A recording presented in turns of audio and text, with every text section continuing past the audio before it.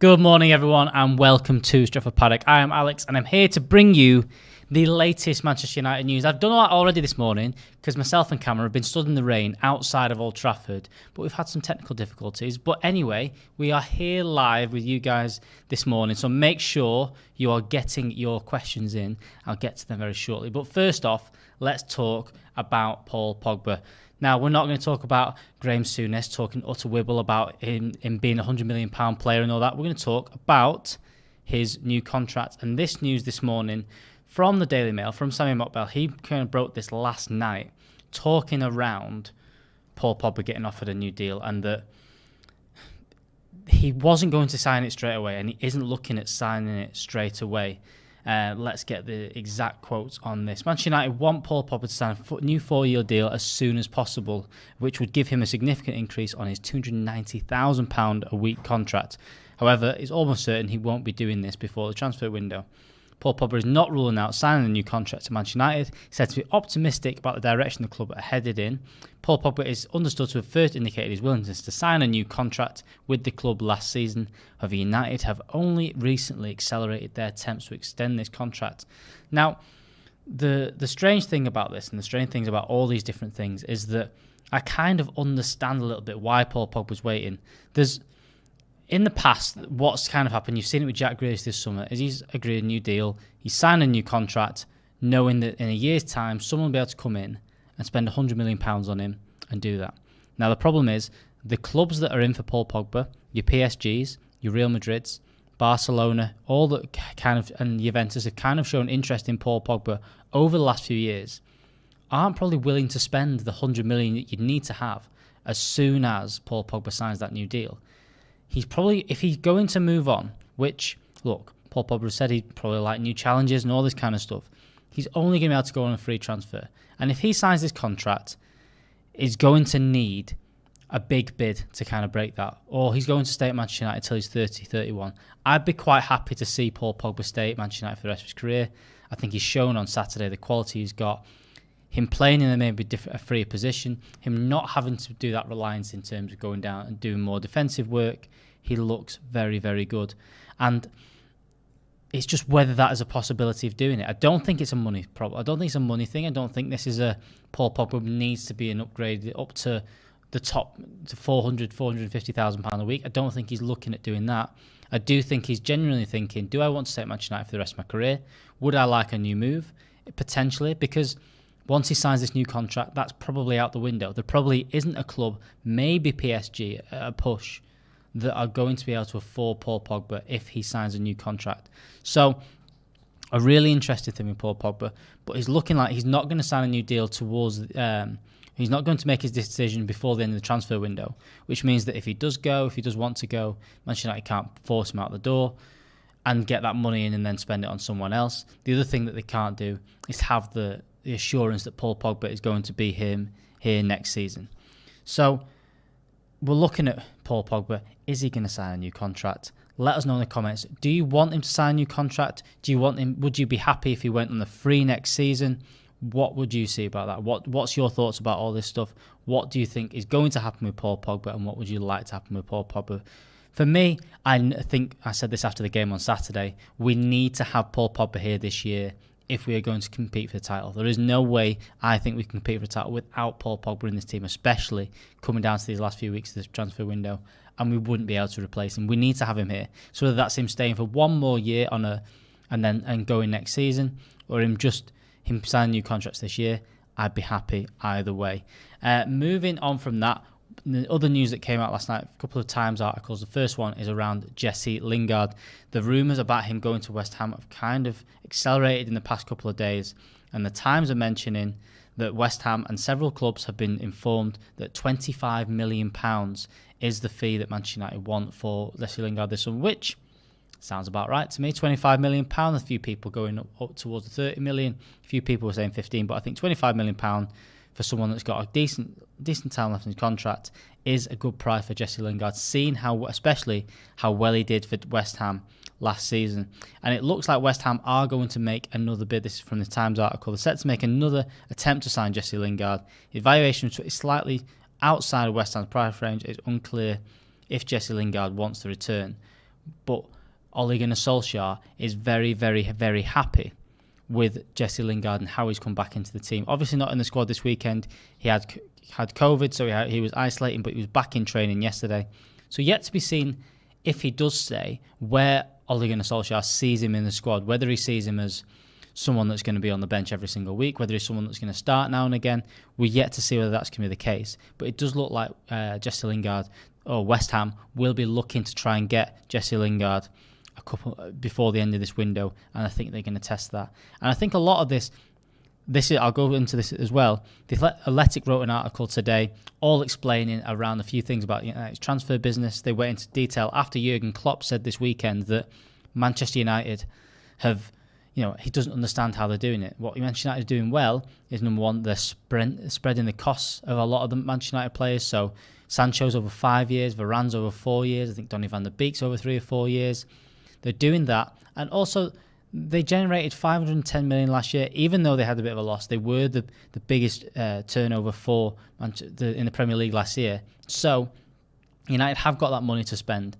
So in terms of that, they are doing that. The one thing they're not doing is they're not looking like they can go one more signing. They're not looking like they can do that without any outgoings. And that's what Laurie Whitwell wrote in this article this morning, saying that Jesse Lingard, if he goes, then you may see this reinvested into the squad, and that's what Ole Gunnar Solskjaer wants to do next season. Manu's Tonio said, I only wish the best for Jesse. I completely agree.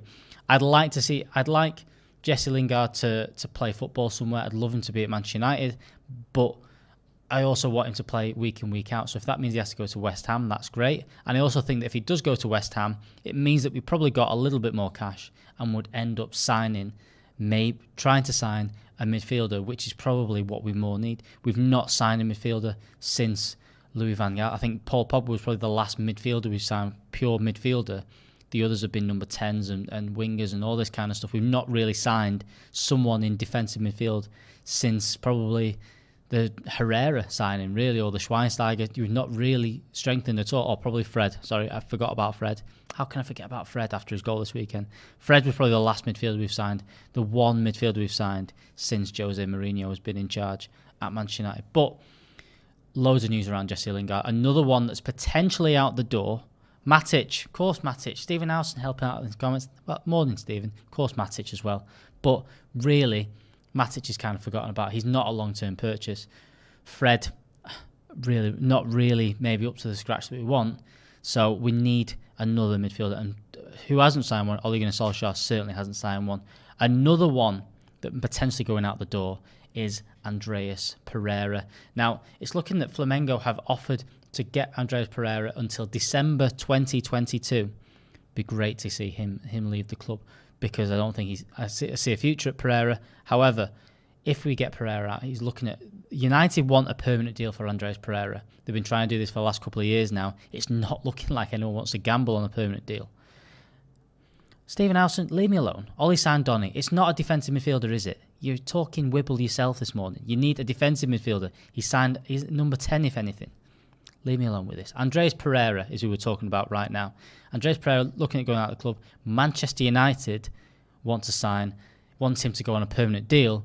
However, what they want to do is they want to sign him on loan until December 2022. Also been looked at Everton. It's mentioned that Everton have been looking at him, but he's very low down on their list. And exactly, that's what I don't see him going to Everton. I don't think he fits in Everton. I don't think he's good enough to play at Everton, to be honest. I don't think he's going to get a Premier League move. So Flamengo looked at him. Obviously, he was at Lazio last year. I think that it's looking likely he'll probably end up going out on loan. I don't think he's going to...